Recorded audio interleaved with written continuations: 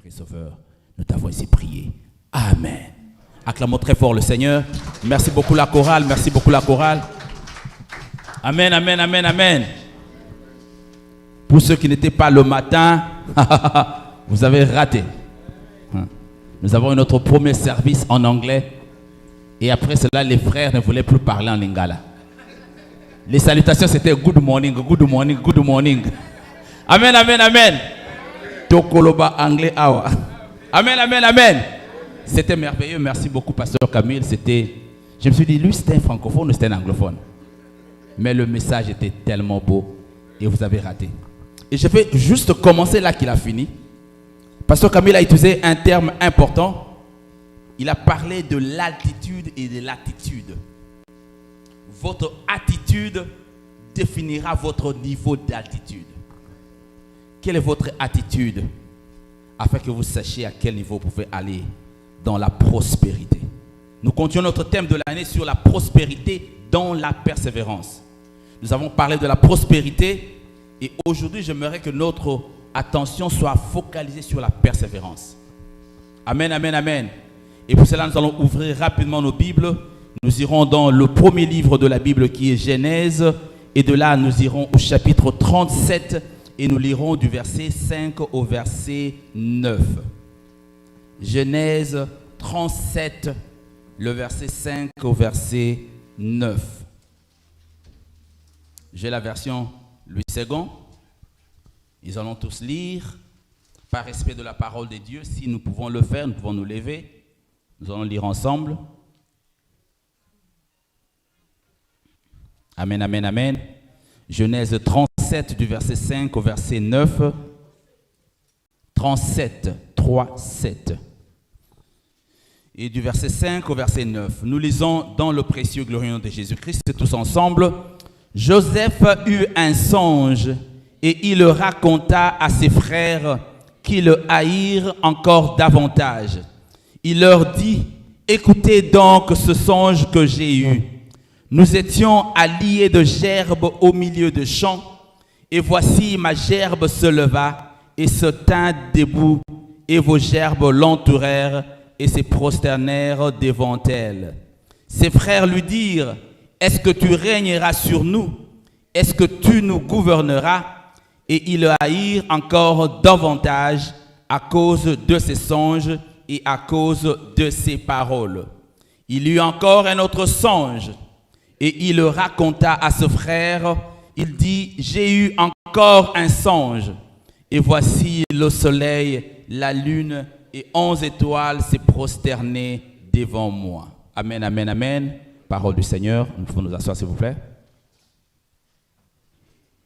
Nous sommes en train de parler encore de la prospérité dans la persévérance. Et bienvenue encore à ces derniers dimanches du premier mois de l'année 2024.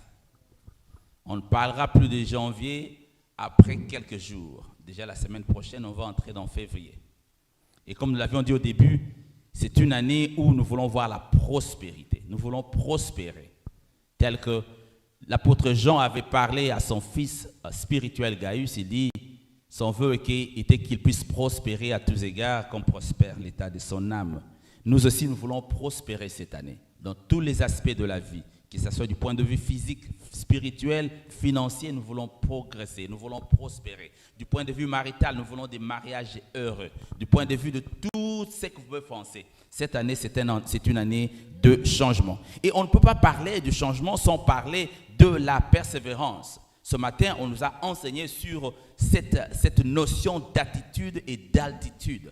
Si vous voulez prospérer, alors il faudra avoir une attitude qu'il faut. Et cette attitude, c'est l'attitude de la persévérance. Amen, amen, amen, amen. Et lorsque je pense de la persévérance, la personne qui me vient à l'esprit, c'est Joseph, un petit jeune hébreu qui est passé par de calamités, par des épreuves, mais il était persévérant jusqu'à ce qu'il a remporté sa coupe. Et nous allons aborder cela. Et quand on parle de la vie de Joseph, ce qui est important, il y a deux choses très importantes. Pourquoi nous devons, nous, en tant qu'enfants de Dieu, disciples de Jésus-Christ, nous devons parler de cette histoire de Joseph? C'est pour deux éléments importants. La première raison, c'est que Dieu est saint.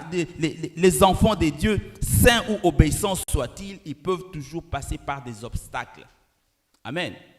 Qui n'a jamais passé par les obstacles dans cette assemblée qui lève son doigt? Personne. Tout le monde est passé par des épreuves, des obstacles, des calamités, des épreuves. Alors nous aussi, nous devons aussi passer par là. C'est pourquoi nous voulons apprendre un peu l'histoire de Joseph. Les adversités arriveront dans notre vie, que ce soit du point de vue professionnel. Les adversités arriveront. Vous pouvez perdre le travail. Du point de vue marital, les adversités peuvent arriver. Vous vous retrouvez dans des situations où vous n'êtes plus ensemble. Il y a de séparation. Du point de vue encore des enfants, peut-être vous n'avez pas d'enfants, vous cherchez les enfants. Du point de vue étudiantin ou académique, vous avez échoué à des épreuves. Les calamités peuvent venir dans la vie. Et nous allons lire et voir à travers la vie de Joseph comment ces jeunes Hébreux, face aux calamités, il a vu la gloire de Dieu. Et le deuxième élément, c'est que d'abord, on a parlé que les calamités peuvent arriver dans la vie. Et la deuxième raison, c'est que Dieu, il est le même. Amen. Dieu, il est le même hier, aujourd'hui, éternellement. C'est Dieu qui a agi avec Joseph. Il est disposé à agir avec toi. Amen. Voilà deux éléments importants pour lesquels nous devons étudier cette histoire de Joseph. D'abord, juste pour commencer, comprenez que Joseph, c'est jeune. La Bible commence à partir de Genèse. Si vous lisez Genèse 37, à partir du premier verset, on introduit Joseph comme étant cet enfant qui n'avait que 17 ans. Un jeune de 17 ans, ses aînés disent de ses frères, jaloux, fâchés contre lui, ils ont comploté pour le détruire. Ils ont simulé sa mort et l'ont vendu comme un esclave auprès des marchands. Et les marchands, à leur tour, ils l'ont amené dans un pays qu'ils ne connaissaient pas, un pays lointain en Égypte. Et là, les marchands, à leur tour aussi, ils l'ont encore revendu. Amen. Joseph était vendu par ses frères, les marchands l'ont revendu à un certain Potiphar. Et il va chez Potiphar. La femme de Potiphar ne voulait pas le laisser seul. Il va forcer à ce qu'il puisse coucher avec lui. Et un jour, il complote, il crie que c'était une tentative de viol. Et le jeune de 17 ans qui était vendu injustement par ses frères, par jalousie, revendu par les marchands juste à Potiphar, et a eu des difficultés, accusé injustement, emprisonné injustement, mais il n'a pas cédé. C'est ce que Dieu veut nous parler encore cet après-midi. Le parcours de Joseph, ça doit être un exemple pour chacun d'entre nous. Alors cet après-midi, nous allons parler de 5 choses importantes, 5 choses à noter sur la persévérance. À travers les Écritures, à travers le comportement et l'attitude de Joseph, nous allons prélever 5 choses que nous devons apprendre en tant qu'enfants de Dieu pour nous préparer dans cette attitude de persévérance. La première notion que nous allons apprendre, c'est que les personnes persévérantes connaissent l'échec comme tout le monde. Amen. Les personnes qui sont persévérantes, elles connaîtront les échecs. Bien aimé, les échecs, ce n'est pas un nouveau vocabulaire. Les échecs arriveront toujours dans la vie. Vous allez échouer. J'ai échoué lamentablement à plusieurs reprises. Les échecs seront toujours dans la vie. Peut-être votre échec aujourd'hui, c'est votre état de chômage. Justement ou injustement, vous avez perdu l'emploi. C'est un échec. Un échec peut-être que vous devez... Il y a une amie à mon épouse. Elles ont fini ensemble les études. C'était dans les sciences infirmières. Et pour pratiquer en tant qu'infirmière, il faut passer un examen. Et à leur époque, il y avait une seule tentative, deux tentatives. La première, et puis on te donne une chance pour passer. Une fille qui était intelligente, très intelligente. C'était parmi les têtes de sa classe avec mon épouse et une autre fille. Elle a fini avec brio, ce qu'on appelle les gens qui graduent, on parle de graduate, cum laude, tout ça. Elle était cum laude, c'est-à-dire elle a atteint le niveau d'excellence à l'école. Mais le test de l'ordre est venu, elle a échoué à la première tentative. Elle passe aux deuxième tentative, elle échoue. On dit c'est fini, tu ne peux pas pratiquer. Elle a fait 4 ans d'études, de formation pour devenir infirmière. Mais parce qu'elle a échoué le test de l'ordre, elle ne pouvait pas pratiquer. Elle est retournée aux études, changer d'option. C'est un échec. Les gens échouent dans la vie. Les serviteurs de Dieu échouent dans la vie. La Bible nous donne tant d'exemples de gens qui étaient des hommes de Dieu, les amis même, les compagnons même qui ont échoué. L'exemple le plus important, je peux parler de Moïse. Moïse que Dieu a utilisé pour donner la loi à son peuple. C'est Moïse qui a commis le meurtre. Un meurtrier. La Bible me dit dans Exode 2 du verset 11 au verset 12, lorsque Moïse avait vu que son frère hébreu était en train d'être tabassé par un Égyptien, Moïse a regardé à gauche, à droite, il a vu personne, a kangé l'Égyptien Kouma, jusqu'au point où il a tué l'Égyptien. Et la Bible me dit, il l'a caché sous le sable. Mais malgré cette attitude de meurtrier, Dieu a utilisé Moïse pour faire sortir son peuple de l'esclavagisme de l'Égypte.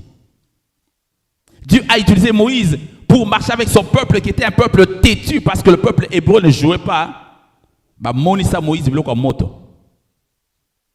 Mais Dieu l'a utilisé malgré qu'il était meurtrier, malgré qu'il avait échoué. La Bible me parle du roi David, l'homme qui est défini dans la Bible comme étant l'homme selon le cœur de Dieu.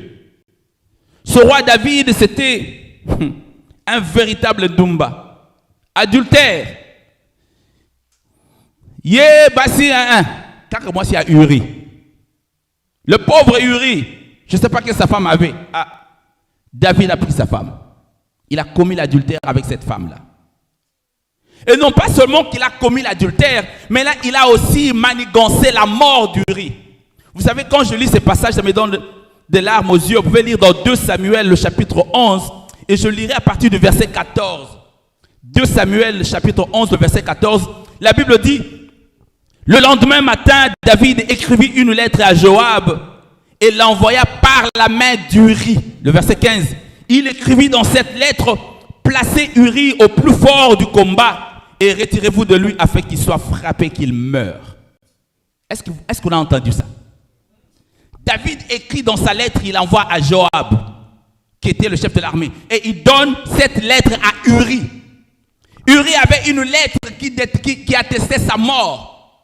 Uri va avec cette lettre que David a écrite, et il va donner la lettre à Joab. Et la Bible dit dans cette lettre-là, David a écrit qu'on le place au fond, afin qu'il puisse mourir. Uri a porté sa lettre de mort, son attestation de décès. Mais malgré ça, Dieu a utilisé David puissamment. D'ailleurs, son fils, c'est lui qui a construit le temple de Dieu. La Bible me parle d'Abraham, Isaac et Jacob. Je me souviens hier matin, après la prière matinale, on faisait un chat avec l'évangéliste JP, on parlait des liens. Je lui disais, les liens sont réels. C'est pourquoi quand on dit couper les liens, on a coupé les liens. Abraham a fait le mensonge. Ce mensonge est parti vers Isaac. Il a commis le même mensonge. Et le mensonge est allé aussi chez Jacob. Le lien de mensonge. Abraham, dans Genèse 20, du verset 1er, verset 3, Abraham, il est sorti lorsqu'il est allé. La Bible me dit c'est que Abraham avait menti.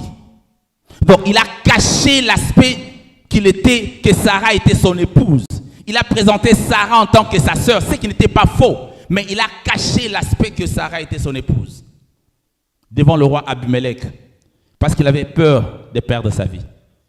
Parce qu'en fait, en Égypte, lorsqu'on retrouvait, si quelqu'un voulait ta femme, il faut qu'il tue toi l'homme pour prendre ta femme. Alors Abraham avait peur qu'on allait tuer et rester sa femme. Et le même mensonge aussi, vous le verrez dans Genèse 26, le verset 6 et 7. Isaac, qui est son fils, commet le même mensonge. Isaac, Rebecca Zalakindele. Isaac a vu la beauté, il dit non, ce n'est pas mon épouse, c'est ma sœur. Pour éviter aussi cette mort. Et toujours devant le roi Abimelech. Et plus tard, Jacob commet le même le mensonge est continué car on a ligné na bango lukuta. Jacob maintenant il va mentir son père, il dit non, c'est moi Esaü, Pambolangai. Bien aimé, quand on parle de liens, les liens de famille, ça va de génération en génération, il faut les couper. Vous êtes issu dans une famille polygame, il faut couper ces liens de polygamie. Dans une famille à Milangwa, car les gens prennent toujours de l'alcool, il faut casser ces liens. On a vu si les liens de mensonge qui a continué. Alors les personnes persévérantes connaissent l'échec comme tout le monde. Une autre personne dont la Bible parle, c'est Pierre. Pierre a connu aussi le péché, il a connu l'échec, parce qu'il avait nié Jésus-Christ. Pierre qui était Pomba, qui était le bras droit, qui était là, c'était comme si c'était le porte-parole des apôtres, des disciples.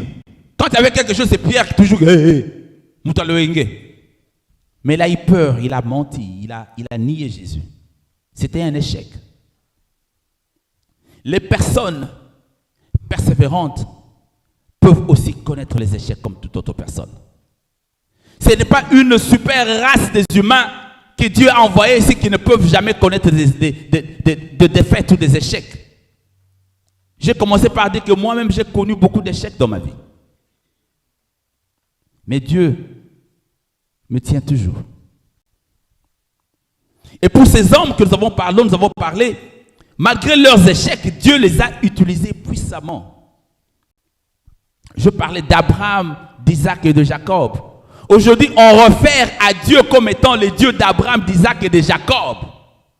Pourtant, ces trois personnes, ces trois lignées ont été dans le mensonge. Amen, amen, amen. La deuxième leçon, c'est que les personnes persévérantes choisissent de ne pas vivre dans le passé. Lorsqu'elles tombent, elles se lèvent et ne regardent plus le passé. Un homme persévérant ne regarde pas le passé. Très souvent, on est bloqué, on regarde le passé. Asalakinga iboye. Ah! Nasali pesa mobali, nasali pesa bona bengi na Canada, il me laisse. Na botele bana accueilli. Chef ou pesa, j'ai travaillé durement, il m'a chassé du travail. Oh! Kakanza menanga la lakate. Ne vivez pas dans le passé. Les échecs sont dans le passé. Les épreuves, les erreurs de la vie sont dans le passé. Vous savez, j'aime beaucoup pour ceux qui sont vraiment bons dans l'ordinateur, dans l'informatique. Il y a dans l'ordinateur la fonction qu'on appelle CTRL-Z. CTRL-Z. La fonction, c'est-à-dire vous partez à la touche de contrôle et puis vous appuyez Z. Cette contrôle, qu'est-ce que ça fait? Qui peut m'aider? Yes, undo, but it delete the history. CTRL Z va effacer tout ce que tu as écrit. Quand tu es en train d'écrire une lettre, ça m'arrive très souvent. Quand j'écris une lettre, je vois que je vais écrire à mon chef une lettre méchante. Delete. Tu fais CTRL Z, tout est effacé. C'est bien pour l'ordinateur. Mais dans la vie, il n'y a pas de CTRL Z. C'est que tu as fait dans le passé. Oh, maintenant je ne peux plus avoir les enfants. Tu as tellement avorté dans le passé. C'est le passé. Tu ne peux pas vivre dans le passé. Les personnes persévérantes ne vivent pas dans le passé. Amen. Et lorsque vous vivez dans le passé, vous resterez dans le passé. Et vous allez vous enterrer. Paul était capable d'oublier les choses du passé parce qu'il avait déjà remporté en Christ Jésus. Il dit dans Galates 2, le verset 20, « J'ai été crucifié avec Christ, et si je vis, ce n'est plus moi qui vis, c'est Christ qui vit en moi. » Je veux m'arrêter là-bas pour ce verset. Ça continue, mais je m'arrête jusqu'à la partie A. Il dit, si je vis, ce n'est plus moi qui vis, mais c'est Christ qui vit en moi.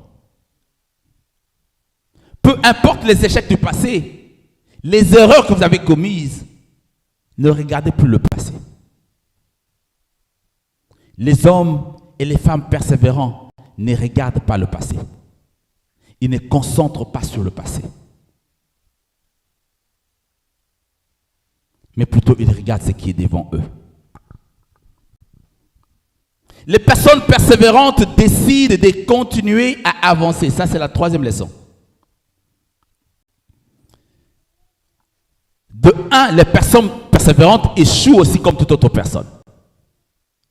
De deux, les personnes persévérantes ne regardent pas le passé. Ils ne vivent pas dans le passé. Vous savez, il y a des gens qui disent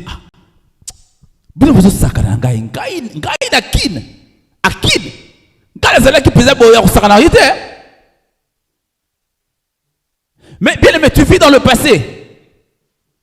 C'est passé. Vis le présent. Et la troisième leçon, nous avons vu, les personnes persévérantes décident de continuer à avancer. Vous savez, dans ce monde, il y a eu beaucoup de catastrophes où les gens sont morts massivement. Vous vous souviendrez en 2001 avec September 11, avec les tours jumelles de New York qui s'étaient écroulées, il y a eu beaucoup de morts. Et aussi, pour les enfants qui grandissent encore, la jeunesse, vous n'étiez pas encore né à cette époque, l'époque de Titanic, un bateau qui a connu naufrage. Mais il y a aussi un événement que beaucoup de gens ne connaissent pas. C'était la catastrophe ferroviaire d'un long train en Italie. C'était en 1944. La nuit du 2 au 3 mars 1944. Alors ces trains étaient, à l'époque, c'était pas des trains électriques. C'était avec le bois de chauffage, tout ça. Et le bois de chauffage, ça produit beaucoup de monoxyde de carbone. Alors, le train entrait, c'était en Italie. Le train entrait dans un tunnel. Et le tunnel était très long. Les commentaires disent que, quand vous lisez vous pouvez Google ça, le tunnel était tellement long. Le train est entré. Le train, comme vous le savez, il y a deux locomotives. Il y a une tête et derrière là aussi, il y a une autre tête. Alors, le train est entré dans le tunnel. En entrant dans le tunnel, la locomotive de devant qui conduisait le train avait calé. Quelque chose est arrivé, une panne technique s'est arrêtée. La partie était déjà dans le tunnel. Une petite partie était à l'extérieur. Alors, le machiniste qui était dans la locomotive de derrière a commencé, comme il a senti que ça n'avançait plus, il a commencé à tirer le train vers dehors pour sortir du tunnel. Le tunnel était étroit, tout petit et il n'y avait pas d'air qui y passait. Et le tunnel, le machiniste de derrière voulait sortir du tunnel et pendant que l'autre là du premier, il se battait pour avancer. Ils ont commencé à se battre. Celui-ci va là-bas, l'autre va. Et quand il y a deux forces opposées, il n'y a pas de mouvement. Le train était dans l'inertie et pendant ce temps, parce que l'autre l'a quitté, plus il provoquait beaucoup de fumée sortait parce qu'il voulait sortir du tunnel. Et il y a environ 517 personnes qui ont perdu vue suite à l'intoxication avec le monoxyde de carbone. C'était en 1944. Il y a eu beaucoup de gens qui étaient morts. Il y a les récits, il y a par exemple dans Wikipédia, parle de plus de 600. Il y a les autres sources qui parlent de 517. C'était en Italie, vers le village de Balvaro. La raison pour laquelle j'évoque cet exemple, c'est parce que les personnes persévérantes décident de continuer à avancer. Si les gens sont mortes, les personnes sont mortes, c'est parce que le train avait décidé de stopper. L'autre là voulait reculer. C'est lui qui était encore en dehors du tunnel, voulait tirer le train vers derrière. Et comme il n'y avait pas de communication entre les deux machinistes, je lisais encore les écrits, ça dit que les deux locomotives étaient de marques différentes. Il y avait une locomotive de marque italienne et l'autre était de marque australienne et ce n'était pas compatible. Okay? Alors les personnes ne pouvaient pas sortir et c'est ce qui a fait que les gens sont morts là-bas. La Bible nous montre aussi un exemple. D'ailleurs, Paul dit dans Philippiens 3,14, il dit « Frère, je ne pense pas l'avoir saisi, mais je fais une chose, oubliant ce qui est en arrière et me portant vers ce qui est en avant. » Oublier ce qui est en arrière, se porter vers ce qui est en avant. C'est ça l'erreur que la femme de Lot avait commise. Dans Genèse 19, 26, la Bible dit, la femme de Lot regarda en arrière et elle devint une statue de sel. Les persévérants, les personnes persévérantes, toujours continuer. Ce n'est pas l'adage qui dit, ok, il faut reculer pour bien sauter. Non, non, non, vous continuez, sachant que Dieu est avec vous. Les personnes qui persévèrent ne vont pas, oh, vous ne simbite tikato zonga. Les difficultés, les épreuves, les échecs, on continue toujours. Nous devons continuer d'avancer et la seule façon d'y parvenir est de décider qui sera à la tête, qui sera aux commandes. Au milieu des épreuves, des calamités, des adversités, lorsqu'on décide d'avancer, qui sera aux commandes? Si c'est nous aux commandes, alors nous allons agir comme le machiniste là qui voulait tirer le train en dehors du tunnel. Si c'est nous et Jésus ensemble aux commandes, alors nous allons agir comme les deux machinistes. Nous n'allons pas avancer, nous serons sur place. Il faut que Jésus seul ait la commande, la clé pour diriger. C'est pourquoi il dit dans l'une de ces 7 déclarations de je suis dans Jean, l'évangile selon Jean, dans Jean 15, le verset 5, je veux lire la partie B de ce verset 5, il dit, car sans moi vous ne pouvez rien faire. Amen. C'était là que Jésus parlait à ses disciples en disant qu'il était le vrai cep. Il expliquait la notion que les sarments qui étaient des branches devaient être soudés au cep. Parce qu'en étant soudés au cep, les sarments bénéficient de la sève.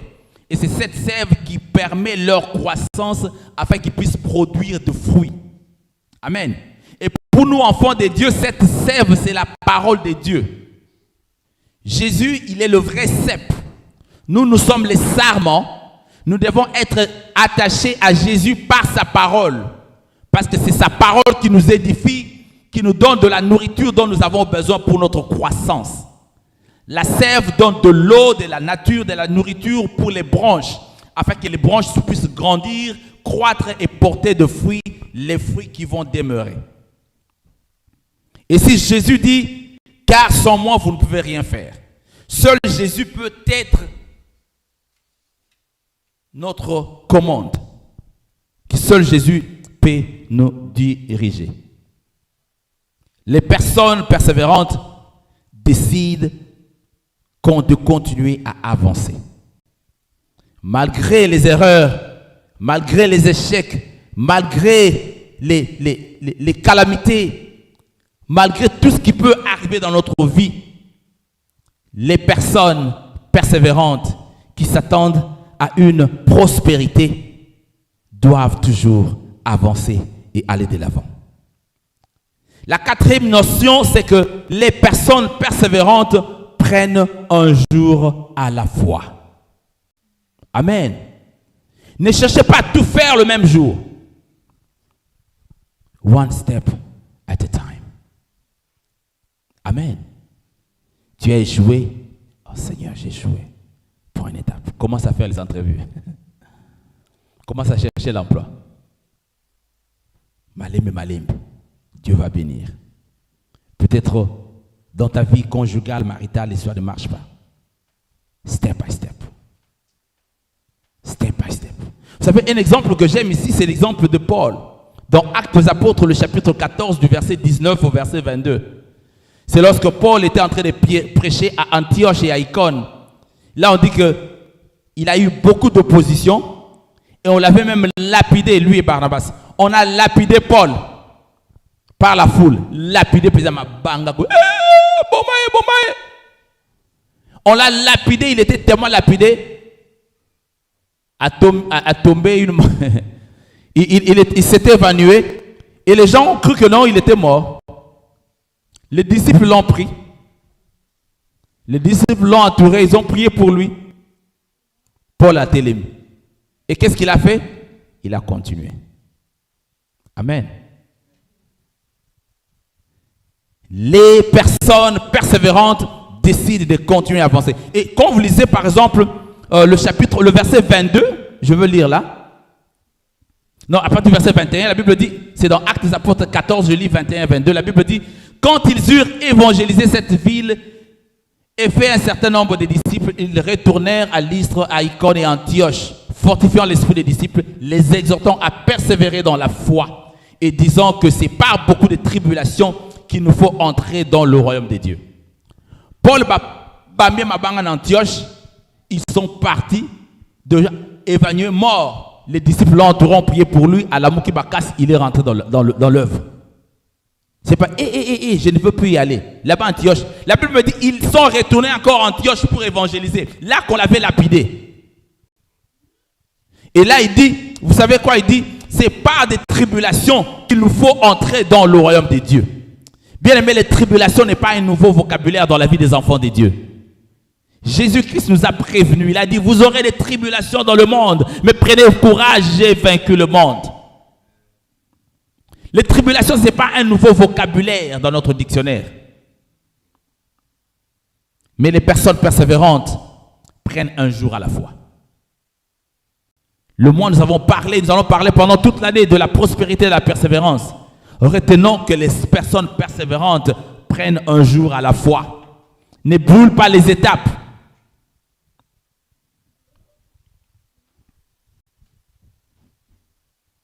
Très souvent, dans notre vie, nous voulons vivre le lendemain aujourd'hui.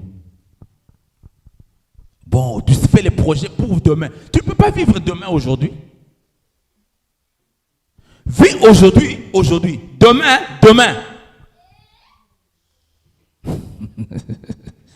Amen. Que Dieu te bénisse, mon fils.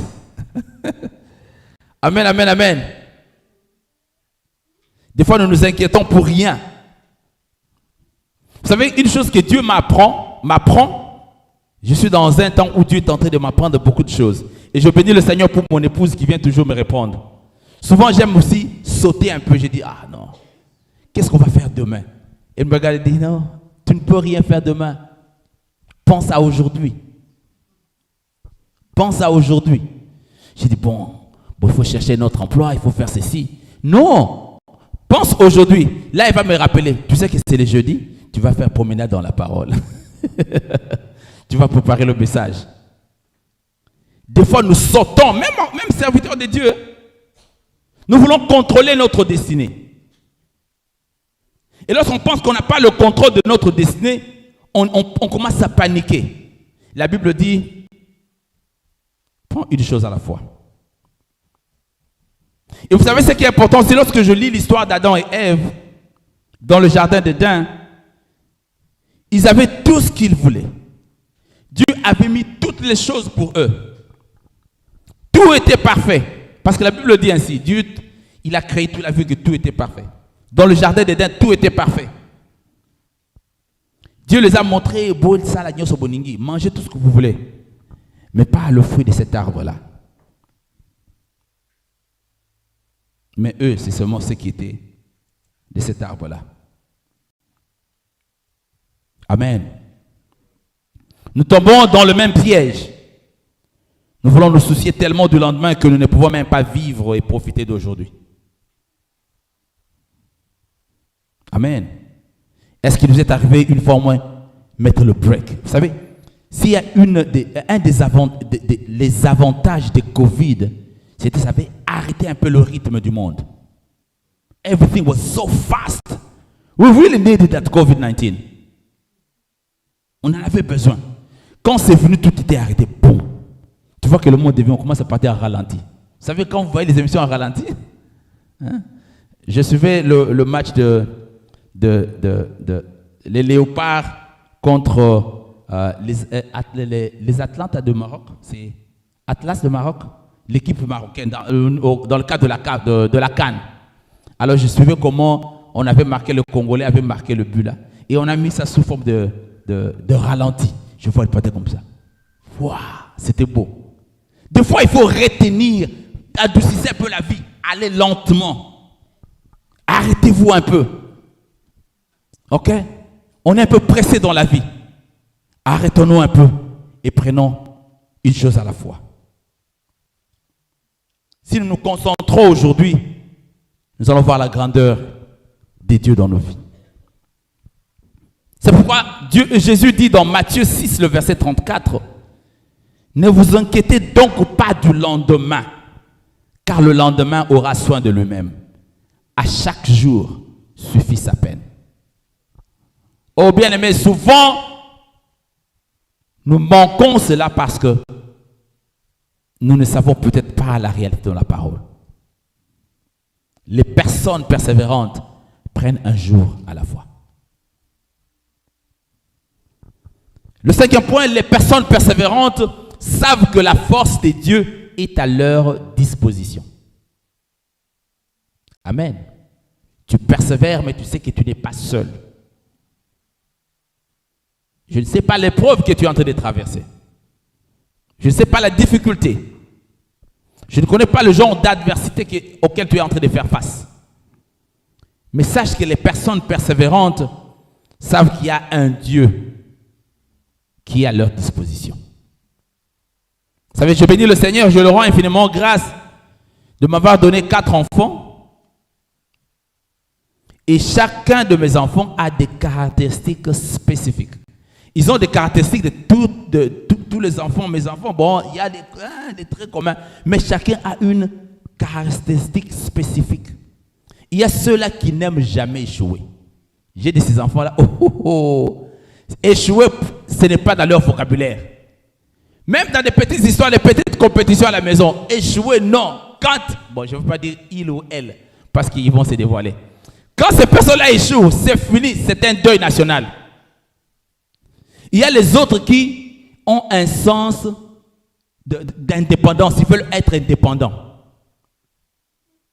Ils veulent vraiment être indépendants. Là, c'est là que je vais citer le nom. C'est Emo. Marvel aime faire ses histoires de lui-même. Et souvent, quand je l'amène chez ses grands-parents, nous l'appelons l'explorateur. Quand il va chez ses grands-parents, il entre, il va dans toutes les chambres visiter. Il visite, il va dans des douches. Il fait tout. Nous sommes en bas, on l'attend. Il est où? Il va faire sa visite. On l'appelle des fois Diego Cao, l'explorateur. Il explore les lieux. Et c'est un enfant qui aime faire ses histoires de sa façon.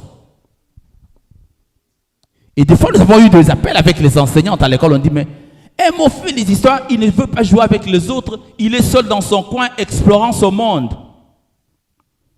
Et nous, en tant que parents, nous avons fait l'effort, commencer à parler avec lui. Non, Emo, si tu as besoin de l'aide, il faut demander. Parce que les gens qui sont indépendants comme ça, c'est difficile même de demander de l'aide. Et ce qui arrive chez lui, c'était quoi? Et parce qu'il veut faire quelque chose de façon indépendante, et quand il ne peut pas le faire, ce sont les pleurs. Et il a grandi comme ça. Et nous, en tant que parents, il faut l'encadrer, le montrer que non, tu dois demander de l'aide. Et c'est la même attitude avec nous, les enfants de Dieu. Des fois, nous faisons des histoires de nous-mêmes, tout en ignorant qu'il y a quelqu'un qui est à notre disposition. Nous avons de l'aide 24 heures sur 24, 7 jours sur 7. Il dit dans Jérémie 33, 3, invoque-moi et je te répondrai. Mais souvent, nous, enfants de Dieu, nous oublions qu'il y a un Dieu qui est à notre disposition. Un jour, je parlais à Marvel Otiniel, MO, il faisait quelque chose et là, il a échoué, il a commencé à pleurer. Je dis, mais qu'est-ce que tu as fait? The Lord did this, I did that. Ah, you didn't ask me. Amen. Et c'est la même chose que Dieu nous dit. Mais j'ai fait, mais tu n'as pas demandé à Dieu. Pourtant, il est à ta disposition. Pourtant, Dieu, il est là. Il dit, venez à moi, vous tous qui êtes fatigués et chargés. Bien-aimé, à qui tu vas laisser ton fardeau? Tu vas te confier à des amis avec le fardeau. Cet enfant que j'ai fait venir ici au Canada, comment ça passe? Le boss, c'est moi qui s'est battu. Venez à moi, vous tous qui êtes fatigués et chargés. Quel est votre problème? Vous savez, les gants, c'est un formidable accessoire vestimentaire. Si je porte les gants, je peux faire n'importe quel travail. Je vais toucher souvent quand je vais, souvent c'est moi qui débouche les toilettes chez nous.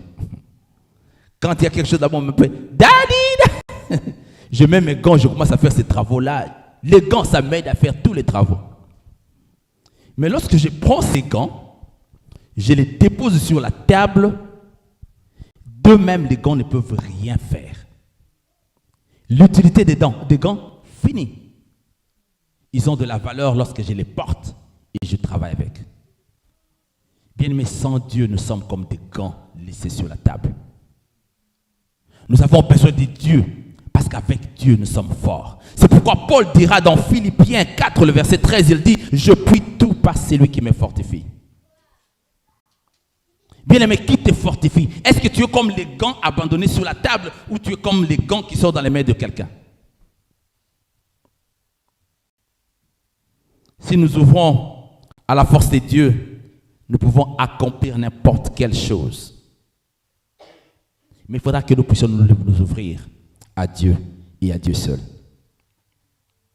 Je veux dire à quelqu'un cet après-midi de ne pas arrêter. Bien-aimé, persévère. Et surtout quand les choses tournent mal, comme cela arrive parfois, persévère. Tu dis au Seigneur, je me souviens encore, ça fait une année lorsque je perdis mon beau-frère. Sa fille que j'aime beaucoup, elle est venue à moi, ma nièce.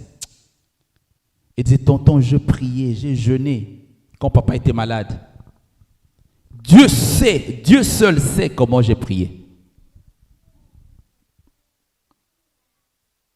Je lui dis, ne te décourage pas. Des fois, c'est difficile de comprendre la douleur de quelqu'un. Mes condoléances, Papa Germain. C'est difficile des fois de comprendre les douleurs de quelqu'un. Mais Dieu dit, ne te décourage pas. Quand la route sur laquelle tu marches semble ascendante, tu te vois qu'il n'y a plus de percée. Ne t'arrête pas. Quand les fonds sont faibles, ta carte de crédit, pouf, au maximum. Il va moins. Na compte na banque, il va moins. Donc tu utilises plus que ce que tu as. Ne te décourage pas. Quand tes soucis, les soucis pèsent un peu plus là. Oh Seigneur, 30 ans et commis, 31 ans, oh Nzambe, mobile zoyate. 35 ans, oh Seigneur, délivre-moi. Et quand de 40 ans, ne te soucie pas. Amen. Tu vois que l'âge, oh Seigneur, ne te soucie pas, ne t'arrête pas, persévère. Amen. J'aime bien ce concept-là qu'il n'y a pas de ménopause dans le dictionnaire biblique. Dans le dictionnaire de Dieu, il n'y a pas de ménopause. Parce qu'il a donné à Sarah Isaac alors qu'elle avait 90 ans. Il a donné à Anne Samuel alors que Anne était déclarée stérile. Dieu lui-même avait accepté comme ça Anne stérile. Amen, amen, amen. Ne dépose pas, ne t'arrête pas. N'abandonne même pas. Même si le rythme semble être lent, n'abandonne pas, persévère. Persévère et continue le combat lorsque tout devient dur. Lorsque Paul s'est adressé à son fils spirituel Timothée dans 2 Timothée 4, le verset 5 et 7, il dit, mais toi, sois sobre en toutes choses, supporte les souffrances, fais l'œuvre d'un évangéliste, remplis bien ton ministère. Car pour moi, je sers déjà de libation et le moment de mon départ approche. J'ai combattu le bon combat, j'ai achevé la course, j'ai gardé la foi. Est-ce que tu peux dire aussi que tu as combattu le bon combat? Ou quand les adversaires viennent, non, lève-toi et combat le bon combat. Je veux dire à quelqu'un cet après-midi, c'est quand les choses s'empirent qu'il ne faut jamais abandonner. Quand les choses s'empirent, il ne faut jamais abandonner. Quand tu te vois délaissé, ta belle famille t'a rejeté. Il y a une dame que je connais, mon épouse et moi nous connaissons. Son père, c'est un serviteur de Dieu. C'est un pasteur, un bon pasteur en Afrique. Alors, Cette dame-là, son père l'a eu, la dame dont je parle, son père l'a eu avec une femme en dehors du mariage, serviteur de Dieu. Avec une femme en dehors du mariage. Et le papa ne voulait pas de cette fille-là. Donc pendant que papa faisait des voyages en Europe, dans des grands pays, il partait avec d'autres enfants, avec sa femme légitime. Et avec l'autre enfant, c'était toujours rejeté. Jusqu'au point où papa voulait envoyer ses enfants dans des pays étrangers. Il a fait des passeports, de visas pour les autres, des visas diplomatiques pour d'autres enfants. Et sa propre fille là. Mais vous savez, aujourd'hui, sa fille est ici, au Canada. Elle est mariée, elle a les enfants, elle est stable chez elle. Et chaque fois que son père vient le visiter ici au Canada, elle ne veut pas aller nulle part ailleurs, si ce n'est vivre chez sa fille là. Chaque fois qu'elle vient, chaque fois qu'il est, et son père, il est vraiment demandant, high maintenance. Le papa Balouba, hein? Il faut là, quand il se réveille le matin, Maya Motobacha, Ti Amela, chez la fille là, sa fille qu'il avait marginalisée. Bien-aimé, n'abandonne pas. La pauvre fille s'est battue, même si son père ne voulait pas le reconnaître. Mais aujourd'hui, Dieu l'a béni. Qu'est-ce que nous apprenons de la vie de Joseph? Le premier élément que nous apprenons de la vie de Joseph, c'est que Dieu a un plan pour ta vie. Au milieu des calamités, au milieu des épreuves, au milieu des tentations, Dieu a un plan merveilleux pour ta vie. Et ce plan, Dieu l'a parlé déjà lorsqu'il a fait les songes, lorsque Joseph a fait les songes. C'était le plan que Dieu avait pour lui, il lui montrait ce plan. Et vous savez ce qui est important, c'est que la Bible elle me montre nulle part où Joseph a donné interprétation à ses songes. Joseph n'a fait que raconter ses songes. L'interprétation était donnée par ses frères et par son père. Parce que là, lorsque vous lisez le verset 5 que nous venons de lire, le verset 5 que nous venons de lire, là ses frères disent, le verset 6 il dit, le verset 8, ses frères lui disent, est-ce que tu régneras sur nous? Eh bien, c'était ça, il va régner sur vous. Ils ont encore dit, est-ce que tu nous gouverneras? Oh oui, c'est ça, il va vous gouverner. Dieu a un plan pour ta vie. Même si tu passes dans l'ombre de la vallée de la mort, Dieu a un plan pour ta vie. Lorsque tu passes dans des situations difficiles du point de vue marital et conjugal, Dieu a un plan pour vous. Lorsque vous passez des situations de chômage, Dieu a un plan pour vous. Lorsque vous passez des situations de stérilité, Dieu a un plan pour vous. Lorsque vous partez dans des situations de célibat perpétuel, Dieu a un plan pour vous. Seulement persévérer. Ce que nous apprenons de la vie de Joseph, c'est que l'adversité peut frapper à ta porte. Oh bien-aimé, tu peux avoir déjà un plan. Dieu avait un plan pour Joseph de gouverner, d'atteindre un niveau élevé. Comme on nous a parlé de ce matin, quelle est ton attitude pour que tu puisses définir ton altitude? Mais à cela, il peut y avoir de calamités. L'adversité des épreuves, comme Joseph l'a connu. Non pas seulement avec ses frères. Bien aimé, la Bible nous montre ils peuvent te détruire. Les 10 grands frères de Joseph ont manigancé pour le tuer.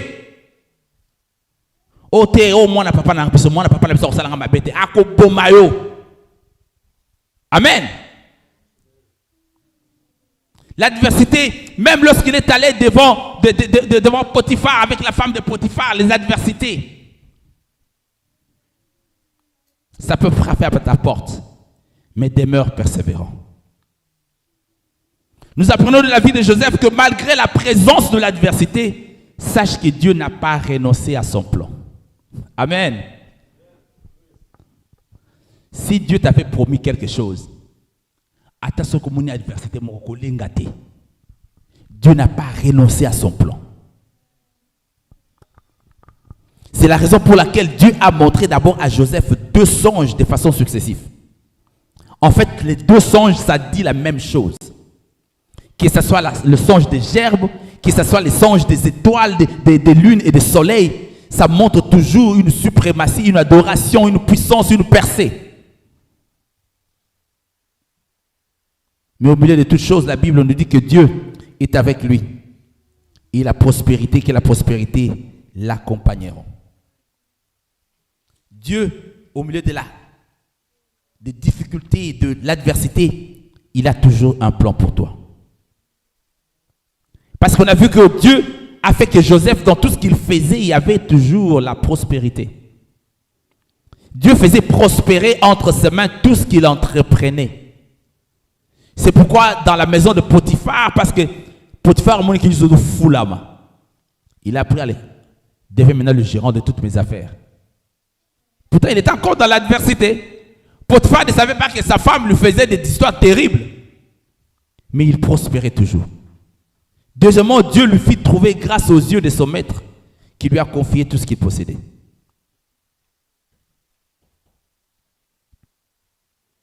Dans la vie de Joseph, nous apprenons l'intégrité. Tu as une étoile, demeure intègre à ton Dieu. Joseph s'est trouvé quelque part parce que la Bible ne me montre pas et je me dis peut-être, ça c'est moi qui réfléchis et je me dis aussi au travers de la Bible, si Joseph était sorti avec la femme de Potiphar, je ne crois pas que la femme de Potiphar allait dire à Potiphar, non, je suis sorti avec Joseph. Non, la femme de Potiphar a quoi qui déjà? Joseph, il a vu Joseph, il a dit, oh, kaka, oh. Ce n'était pas pour jouer un vilain tour à Joseph et puis aller dire que non, Potiphar, Joseph la même. Non. Elle suivait toujours Joseph. Mais Joseph, il est resté intègre. Bien-aimé, est-ce que tu es intègre dans ta vie cachée? Beaucoup sont ceux qui disent, oh, nous sommes les chrétiens, je suis serviteur de Dieu. Est-ce que tu es intègre? L'année 2024, il y a beaucoup d'histoires qui sont amenées à la lumière. Hein?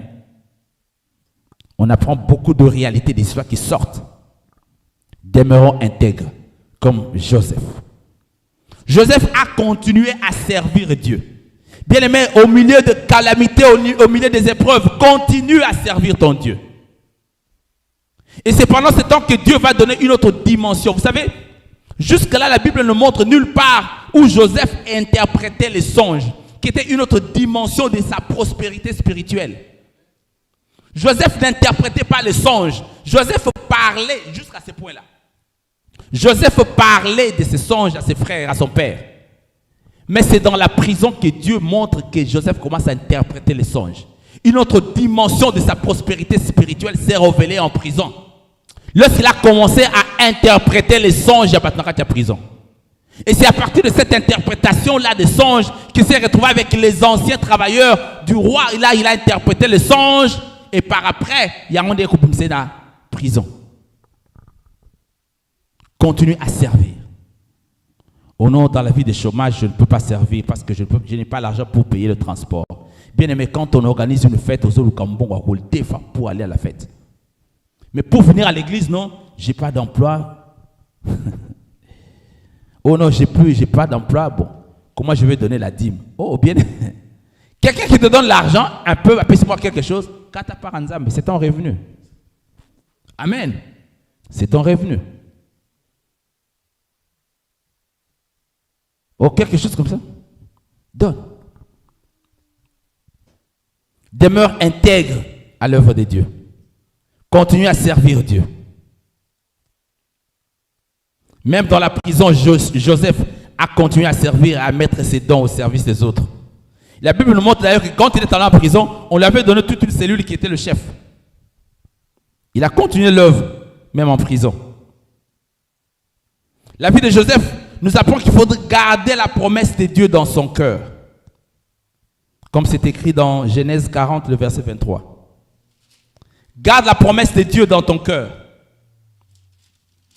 N'oublie pas ce qu'il t'a promis. La Bible dit dans le verset 23, le chef des chansons ne pensa plus à Joseph, il l'oublia. Quand Joseph a interprété leur rêve, parce qu'ils étaient en train de pleurer, Joseph interprète leur rêve, On les a libérés comme c'était dans le rêve. Ils ont oublié Joseph. Pourtant, Joseph avait tout non, on l'a oublié. Mais Joseph avait toujours sa promesse dans le cœur. Seigneur, tu m'avais montré les gerbes. Tu m'as montré le songe de lune, des étoiles, des soleils qui étaient en train de m'adorer. Non, mon rêve va s'accomplir. Bien-aimé, garde ta promesse. Même s'il y a les épreuves, garde ta promesse et sache toujours persévérer. Parce que c'est ça la clé de tout, la persévérance pour voir ta prospérité. Un élément important, Habakkuk dit dans 2.3, Habakkuk 2.3, car c'est une prophétie dont le temps est déjà fixé. Elle marche vers son terme et elle ne mentira pas. Si elle tarde, attends-la, car elle s'accomplira certainement. Que cette promesse demeure gravée dans ton cœur. Prends courage. Ne regarde pas les temps, les circonstances. Ne regarde pas les adversités. Ne regarde pas les temps durs. Mais demeure dans le Seigneur. Amen. Un élément important qui est vraiment un objet de... C'est là que nous chutons beaucoup les hommes de Dieu, les enfants de Dieu. C'est que Joseph a fait preuve de pardon. Il a pardonné ses persécuteurs. Ceux qui l'ont causé du tort. Si c'était vous et moi, peut-être dire, Basalinga boy, Tokotala, Tozana Canada oyo. Mais Joseph a su pardonner les autres. Ça peut être tes enfants qui se sont rebellés contre toi. Tu as une promesse de Dieu. Apprends à les pardonner. Bien-aimé, sans pardon, tu ne pourras peut-être pas voir ta percée. Peut-être que c'est ton mari, c'est ton épouse. Tu dis, Salinga boya, Salinga boye. Vous savez, en Afrique, c'est le début de la sorcellerie. Hein? Quand un papa commence à dire, seulement que je ne sois pas, c'est pas moi qui suis ton père. C'est fini. Kindo Kekoti. Ceux qui maman comme le baka, c'est fini la sorcellerie entre. Apprenons à pardonner. Et vous verrez, cela se reflétait même dans le nom des enfants de Joseph. Joseph a eu 2 enfants. Il a l'enfant qu'il appelait Manassé. Manassé qui veut simplement dire, Dieu m'a fait oublier toutes mes peines et toute la maison de mon père. Et son deuxième fils, Ephraïm, qui veut seulement dire, Dieu m'a rendu fécond dans le pays de mon affliction. C'est dans Genèse 41, le verset 51 au verset 52. Amen. Et les frères de Joseph avaient peur que Joseph allait venger. Même quand Joseph faisait pour relier tout ça, ils avaient un peu de réticence à te peut-être que ça allait se faire. Au moins tout le monde sait que passe à ils étaient là, puis c'était des grands. Ils ont dit Joseph, je me dis peut-être que les autres disaient, vous savez quoi? Zalabaël, aide-toi. Je crois qu'ils utilisaient le vocabulaire qui dit, aide-toi, le ciel t'aidera. Keba, Azali kuna, Keba. Tokotana luboako. Mais Joseph, vous le verrez dans Genèse 45, le verset 4 et 5, Joseph dit, je suis Joseph, votre frère. Je suis Joseph, votre frère, que vous avez vendu pour être mené en Égypte. Je dis, quand vous avez vendu, frère, je suis dans mon thème. Amen, amen, amen. Je suis dans mon thème. Et puis dit, maintenant, ne vous affligez pas et ne soyez pas fâchés de m'avoir vendu pour être conduit ici. Car c'est pour vous sauver la vie que Dieu m'a envoyé devant vous. C'est moi qui me quitté, mais qui t'a quitté. Non. Parce que tu t'es gardé, mais tu as sa vie sur tour. Puis tu as coupé ma vie sur pesa. Et il est côté. Amen, amen, amen. Bon, ceux qui ne comprennent pas les lingala, vous ne pouvez pas rire. Hein? Ça va. Mais Joseph aimait tellement, c'est Dieu qui a fait, c'est pas moi, c'est Dieu qui avait planifié cela. La vie de Joseph nous apprend que Joseph a béni ses ennemis. Il faut bénir tes ennemis. Il faut bénir tes adversaires, bénir ceux-là qui t'ont causé du tort. C'est pourquoi je disais, lorsque leur papa Isaac est mort, quand Jacob est mort, et vous verrez si ton père a donné cet ordre avant de mourir. Vous parlerez ainsi à Joseph. Oh, pardonne le crime de tes frères et leurs péchés, car ils t'ont fait du mal. Pardonne maintenant le péché de tes serviteurs de Dieu de ton père. Dans Genèse 50, le verset 16 et 17. Ils sont venus vers Joseph, ils ont dit, voilà ce que papa avait dit. Papa le bakibongo. Là, ce sont ses frères. Non, est-ce que vous avez entendu ce que je lis? Je lis dans Genèse 50, le verset 16 et 17. La Bible dit, ce sont ses frères qui sont venus. Ton père a donné cet ordre avant de mourir. Vous parlerez ainsi à Joseph. Oh, pardonne les crimes de tes frères et leurs péchés, car ils t'ont fait du mal. Pardonne maintenant le péché des serviteurs du Dieu de ton père. Bisote, papa ndalobaki.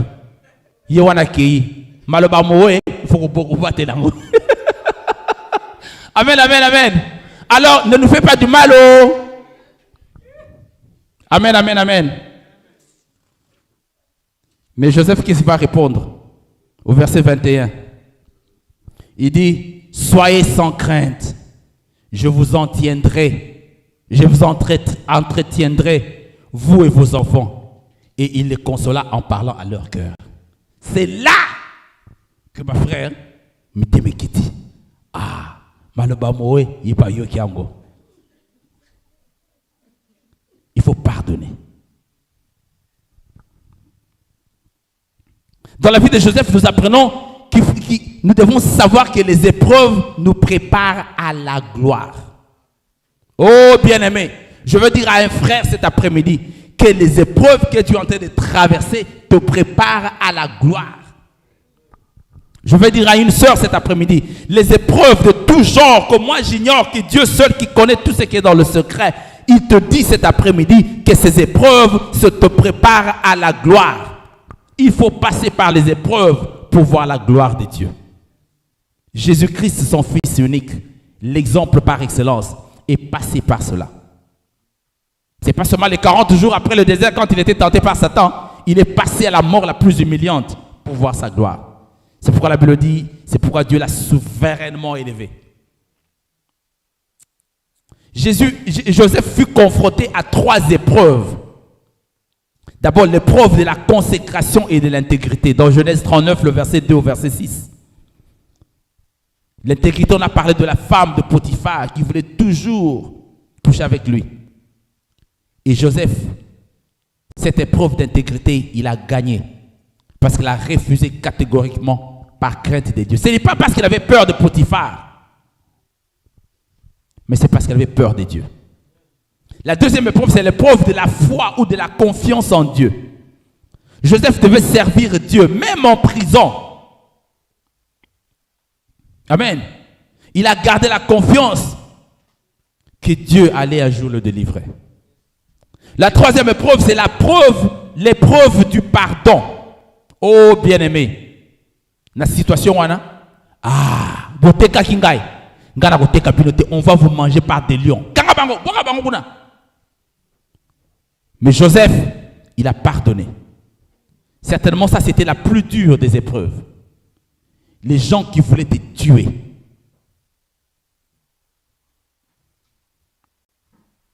Toutes ces épreuves vécues par Joseph l'ont préparé à entrer dans son appel. Parce qu'après, et vous verrez que Joseph, la Bible ne me parle pas que Joseph était fâché contre Potiphar et sa femme et les a détruits. Non, je me dis peut-être qu'ils les avaient aussi pardonnés. Parce qu'il était accusé injustement et jeté dans la prison. Et enfin, quand tout sera passé, n'oublie pas de rendre gloire à Dieu. C'est ça la conclusion. Quand tout sera passé, n'oublie pas de rendre gloire à Dieu. Dans Genèse 50, le verset 20, il est écrit, vous aviez médité de faire le mal. Dieu l'a changé en bien.